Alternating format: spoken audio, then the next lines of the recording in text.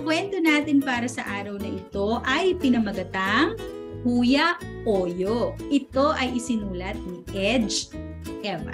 Sige, simulan natin. Sa isang probinsya, nakatira si Oyo. Kasama niya sa isang kubo ang tatay at nanay niya, pati ang lolo at lola niya. Ilang araw na rin wala ang mga magulang niya sa bahay, kaya naman malungkot siya. Lola, kailan po babalik si nanay at tatay? Uuwi na sila mamayang gabi, apo. Huwag kang mag-alala, sagot ng lola niya. Talaga po? Oo, balita ako may kasama sila mamaya pag uwi nila, sabi ng lola niya. Sino po? Sino kasama nila? Tanong ni Oyo. Hintayin mong pagdating nila, tiyak kaming magkakasundo kayong dalawa, sagot ng lola niya. Maghanda na tayo sa kanilang pagdating. Kaya naman, inutusan si Oyo na mamili ng mga sangkap sa palengke. Binigyan nila si Oyo ng listahan at umalis dala-dala ang isang bayong. Ano-ano kaya ang bibilihin ni Oyo sa palengke? Tanda natin? Nang makarating si Oyo sa palengke, agad niyang hinanap ang nasa listahan. Una niyang hinanap ang maalat na pampalasa. Kulay puti ito at may mga maliit na butil. Ito ay nagsisimula sa tunog ni ano kaya itong nahanap ni Oyo na maalat na pampalasa? Kulay puti at nagsisimula sa tunog na A. May hula ba kayo? Asin! Yan! Ang kasunod niyang hinanap ay ang sangkap para sa panghimagas. Kamukha ito ng niyog, ngunit may malambot at makapal na laman. Ito ay nagsisimula sa tunog na Alam niyo ba ito? Katulad siya ng niyog o kamukha ng niyog pero malambot at makapal ang laman niya. Makapuno. Ayan.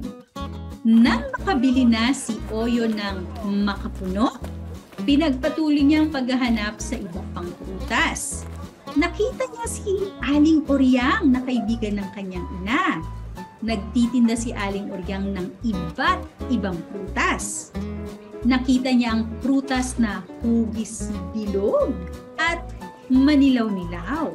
Nagsisimula ito sa tunog na sss. May alam ba ko yung prutas na hugis bilog na manilaw-nilaw ang kulay? Ito ay ang prutas na santol.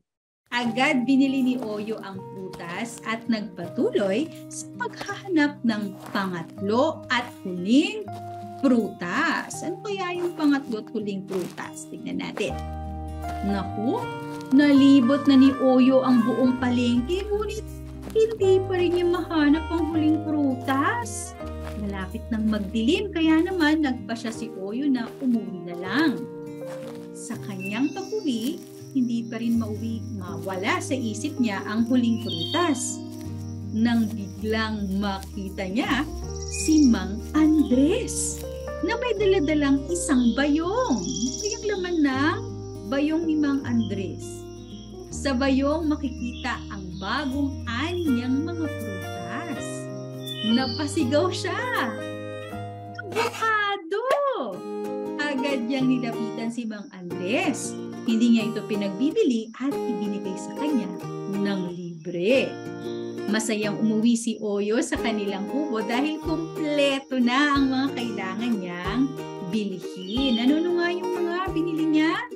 Asin, makapuno, santol at avocado. Yan.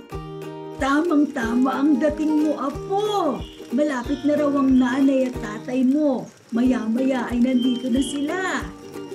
Habang naghihintay, tumulong si Oyo sa kanyang lola at lolo sa pagluluto. Nang matapos sila sa paghahanda, may narinig silang kumatok. Nay! Sigaw ni Oyo. Kasama ng nanay at tatay niya ang Sang? Makikita niyo ba sa larawan? Sino yung kasama ng nanay at tatay ni Oyo? Isang sanggol. Oyo, anak, si Onyok, ang kapatid mo. Nanganak na pala ang kanyang nanay, kaya ilang araw silang namalagi sa ospital. Napakasaya ni Oyo ng araw niyon dahil sa pagbalik ng nanay at tatay niya at nakilala na rin niya ang kanyang kapatid. At dyan nagtatapos ang kwentong Kuya Oyo na isinulat ni Edge Eva.